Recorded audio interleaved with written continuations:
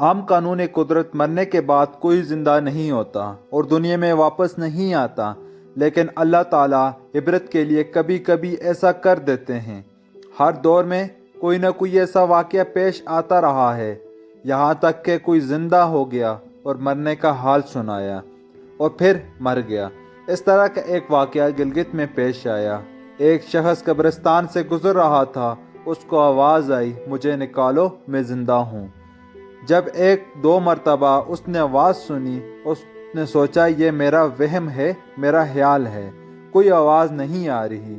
جب اس نے مسلسل آواز سنی، اس نے پاس ہی گاؤں میں جا کر سب کو بتایا اور کہا آپ بھی آ کر آواز سنیں۔ کچھ لوگ اس کے ساتھ آئے، انہوں نے بھی یہی آواز سنی اور سب نے یقین کر لیا کہ آواز قبر سے ہی آ رہی ہے۔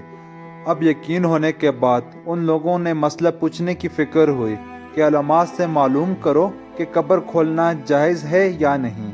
سب لوگ مسجد کے امام کے پاس گئے اور کہا اس طرح قبر سے آواز آ رہی ہے اور میت یہ کہہ رہی ہے کہ میں زندہ ہوں، مجھے قبر سے نکالو، میں زندہ ہوں۔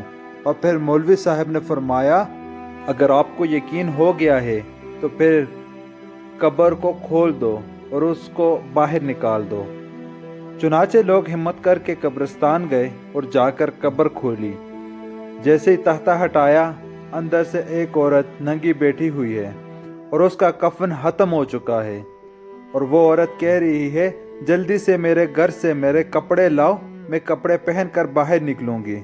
چنانچہ لوگ اس کے گھر گئے اور جا کر اس کے گھر والوں کو واقعہ بتایا اور گھر سے کپڑے اور چادر لے کر آئے۔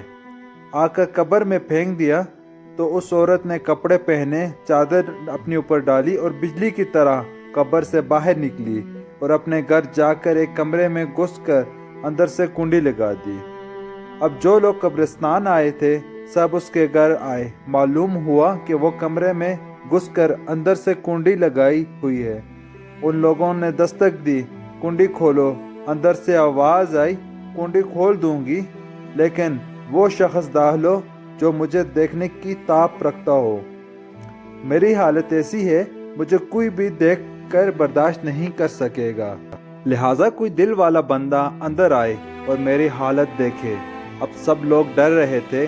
ان میں سے دو چار لوگ ایسے تھے جنہوں نے بولا تم کنڈی کھولو۔ جب اس نے کنڈی کھولی تو اندر عورت نے اپنے آپ کو چادر میں چھپائی ہوئی بیٹھی تھی۔ جب لوگ اندر پہنچے تو سب سے پہلے عورت نے اپنے سر کھولا تو ان لوگوں نے دیکھا کہ اس کے سر پر ایک بال بھی نہیں ہے، خالی کھوپڑی ہے۔ جب لوگوں نے پوچھا تمہارے بال کہاں گئے تو اس عورت نے جواب دیا جب میں زندہ تھی تب میں ننگے سر گھر سے باہر نکلتی تھی، مرنے کے بعد جب مجھے قبر میں لایا گیا فرشتوں نے میرا ایک ایک بال نوچا، اس نتیجے میں میرے بال کے ساتھ کھال بھی نکل گئی ہے۔ اب میرے سر پہ نہ بال ہیں نہ کھال ہے۔ اس کے بعد جب اس نے منہ کھولا، اس کا منہ اتنا خوفناک ہو چکا تھا کہ سوائے دانتوں کے کچھ موجود نہیں تھا، نہ اوپر کے ہونٹ موجود تھے نہ نیچے کے ہونٹ، بس اس کے 32 دانت نظر آ رہے تھے۔ سوچئے اگر اس طرح کسی کے دانت نظر آتے ہوں کتنا خوفناک منظر ہوں گے۔ ان لوگوں نے پوچھا تمہارے ہونٹ کہاں گئے؟ اس نے بتایا میں اپنے ہونٹوں پہ لپسٹک لگا کر ہیر میرم لوگوں کے سامنے جایا کرتی تھی، اس کی سزا پر میرے ہونٹ کاٹ دیے گئے، اب میرے ہونٹ نہیں ہیں۔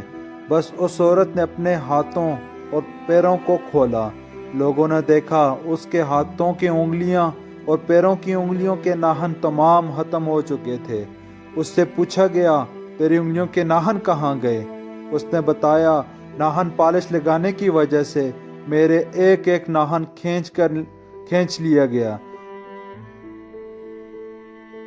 میں مرنے کے بعد قبر پہنچی تو میرے ساتھ یہ معاملہ کیا، میرے سر کے بال کھینچے گئے، میرے ہونٹ کاٹ دیے گئے، ناخن کھینچ کر نکال دیے گئے۔ اتنی باتیں کرنے کے بعد وہ بے ہوش ہو گئی اور مردہ بے جان ہو گئی، جیسے لاش ہو گئی۔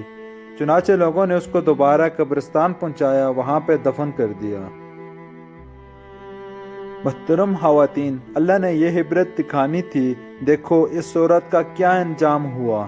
اس کو کیا سزا دی گئی۔ بے پردہ خواتین اس واقعے سے عبرت لیں اور توبہ کر لیں۔